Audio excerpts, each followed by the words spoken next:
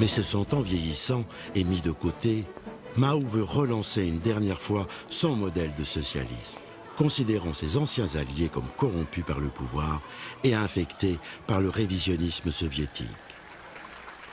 Pour reprendre le leadership, il doit obligatoirement abattre le nouveau pouvoir mis en place par Deng. Devenu minoritaire, Mao a recours à la mobilisation des masses contre les représentants du parti.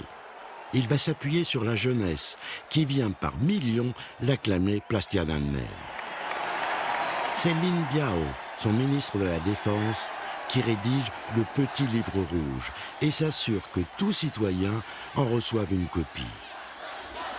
Une jeunesse qui voit l'occasion d'attaquer autant la bureaucratie du parti, qu'elle considère comme une nouvelle bourgeoisie, que l'insupportable rigidité de l'institution scolaire.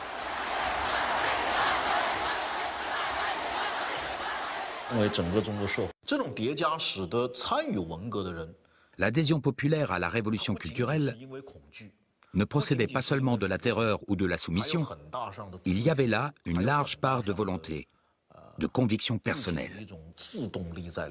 Quand la révolution culturelle a débuté, j'ai cru au message de Mao qui correspondait à ce que je ressentais, à savoir qu'il fallait lutter contre les bureaucrates.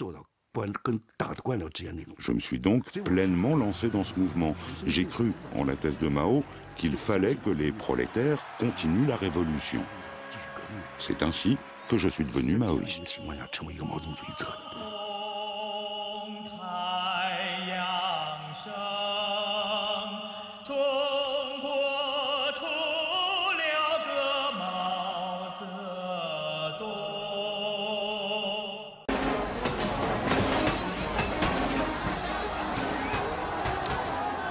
En quelques mois, cette guerre idéologique, pourtant porteuse d'espoir, se transforme en folie collective. Des millions de Chinois, simples citoyens, cadres du parti, mais surtout intellectuels et artistes, sont torturés, déportés, exécutés au nom de la pureté révolutionnaire. L'ancien président Liu Shaoqi et sa femme sont arrêtés, battus par les gardes rouges et jetés en prison. Liu Shaoqi mourra 2 ans plus tard, faute de soins. C'est ensuite au tour du rédacteur du Petit Livre Rouge, Lin Biao, à un moment désigné comme le successeur de Mao, de se voir accusé de fomenter un putsch contre le grand timonier. Il serait, selon la version officielle, mort dans un accident d'avion en tentant de s'enfuir en URSS. J'ai commencé à avoir des doutes lorsque j'avais 11 ans, en 1967. Quand on a commencé à instaurer l'obligation de s'incliner 3 fois devant le portrait de Mao, en brandissant le Petit Livre Rouge et en criant « Longue vie au président Mao !» Chaque matin, toute la Chine se rassemblait et s'inclinait 3 fois devant le portrait de Mao.